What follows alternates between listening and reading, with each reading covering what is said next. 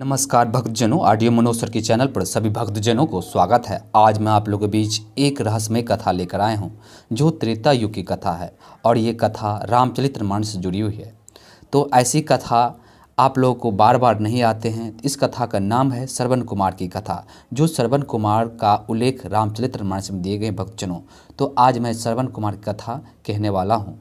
तो जो भी भक्तजन हमारे चैनल पर पहली बार आए हैं तो प्लीज़ आपसे निवेदन है कि इस चैनल को subscribe, like, full watching, all bell icon दबा दीजिएगा, ताकि आपको इसी तरह मज़ेदार वीडियो आप लोग तक जल्दी पहुंचेंगे। तो मैं श्रवण कुमार की कथा आप लोग के बीच लेकर आया हूं, तो ध्यानपूर्वक सुने। त्रेता युग के समय श्रवण कुमार नाम का एक बालक था। उसके माता पिता अंधे थे। उन्होंने श्रवण को कई मुसीबतों को सामना करते हुए पाला था। श्रवण कुमार बचपन से ही अपने माता पिता का बहुत आदर करता था। जैसे जैसे श्रवण बड़ा होता गया, उसने घर की जिम्मेदारी अपने कंधों पर ले ली और रोजाना उठकर सबसे पहले अपने माता पिता को स्नान कराने के लिए तालाब से पानी भरकर लाता था। इसके बाद वह तुरंत जंगल की ओर लकड़ियां बीनने जाता। फिर लकड़ियां लाने के बाद श्रवण चूल्हा जलाकर माता पिता के लिए खाना बनाता था।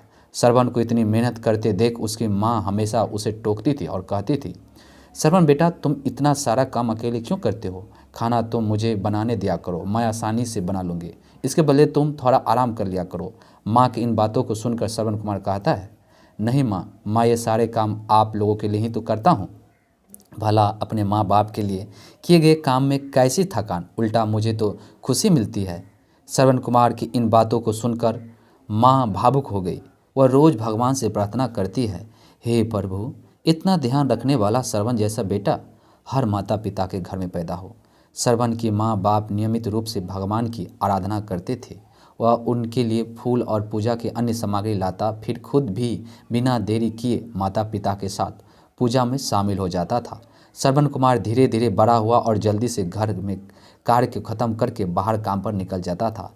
एक दिन श्रवण अपने माता पिता के साथ बैठा था। तभी उन्होंने श्रवण से कहा, बेटा, तुमने हमारी हर ख्वाहिश पूरा की है। अब हमारी केवल एक ही इच्छा है जिसे हम पूरी करना चाहते हैं।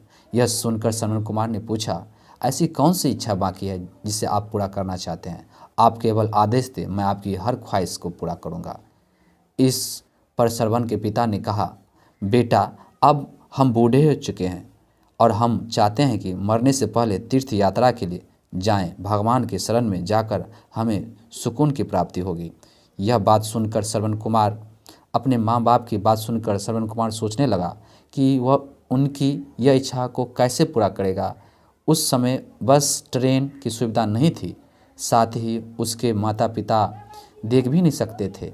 ऐसे में उन्हें तीर्थ यात्रा कराना भला कैसे संभव हो पाता।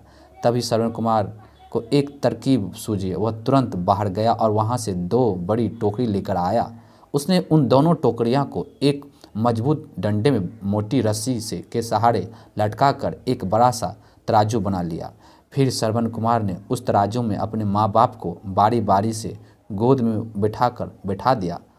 उसके बाद तराजू को अपने कंधों पर लेकर उन्हें तीर्थ यात्रा पर लेकर निकल पड़ा। वह लगातार कुछ दिन तक अपने माता पिता को एक के बाद एक सभी पवित्र स्थलों पर घुमाने लगा।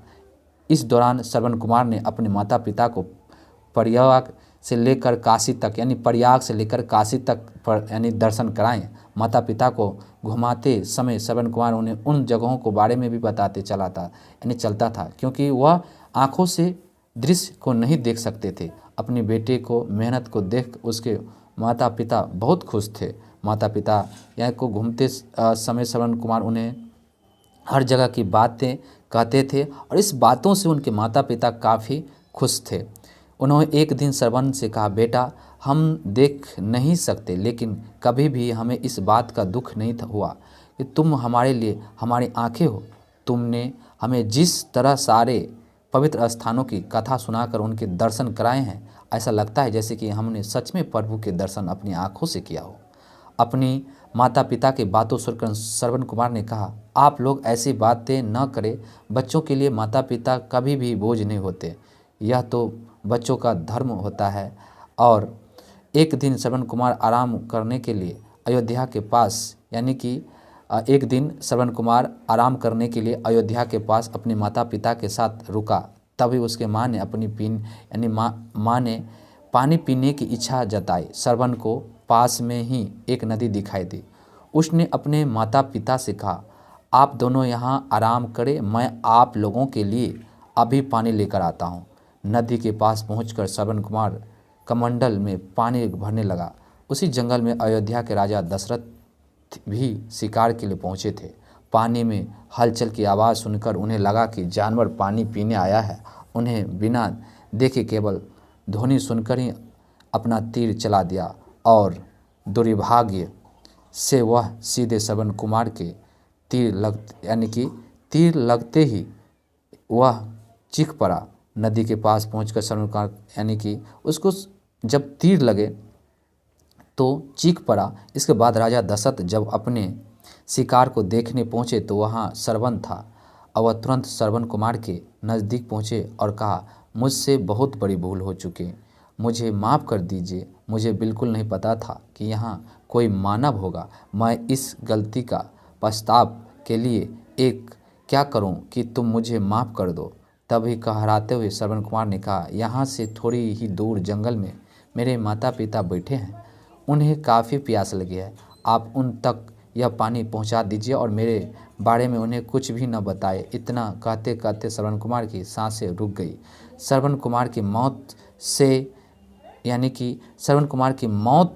मौत से दशरथ सुन पड़ा। श्रवण कुमार की मौत से राजा दशरथ सुन पड़ गए। किसी तरह वह श्रवण कुमार के बातें अनुसार जल लेकर उसके माता पिता के पास पहुँचे और श्रवण के माता पिता अपने बेटे की आहट को बखूबी पहचानते थे। जब राजा दशरथ उनकी करीब पहुँचे तो उन्होंने आश्चर्य से पूछा, तुम कौन हो और हमारे श्रवण को क्या हुआ, वह क्यों नहीं आया?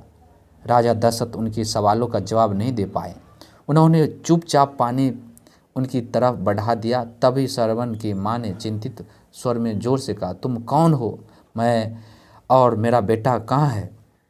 यह बातें क्यों नहीं कहते हो? श्रवण की माँ की चिंता देखकर राजा दशरथ ने कहा, माँ मुझे माफ़ कर दीजिए। शिकार करने के लिए मैंने जो तीर चलाया था वह सीधे आपके बेटे श्रवण को जा लगा और उसने मुझे आप लोगों के बारे में बताया, इसलिए मैं यहाँ पानी लेकर आज चला आया। इतना कहकर राजा दशरथ चुप हो गए।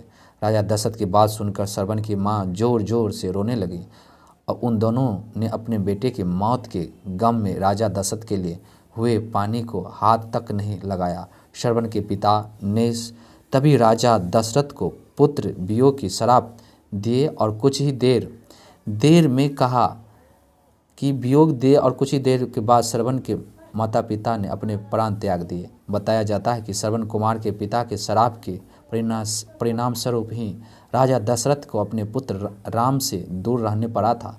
राजा दशरथ के इस श्राप के कारण ही भगवान राम को 14 वर्ष का वनवास हुआ, जिसका माध्यम दशरथ की पत्नी कैकेयी बनी। श्रवण के पिता की ही तरह राजा दशरथ भी अपने बेटे से दूरी को बर्दाश्त न कर पाए और उन्हें अपने प्राण त्याग दिए। तो ये कथा कैसे भक्तजन लगे तो ज़रूर कमेंट बॉक्स में कमेंट कर दीजिएगा और कहीं पर त्रुटि हुए होंगे तो इसके लिए क्षमा कर दीजिएगा। तो आज का कथा यहीं पे विराम देता हूँ। जय श्री हरि, जय श्री राम। आपका दिन शुभ मंगलमय हो।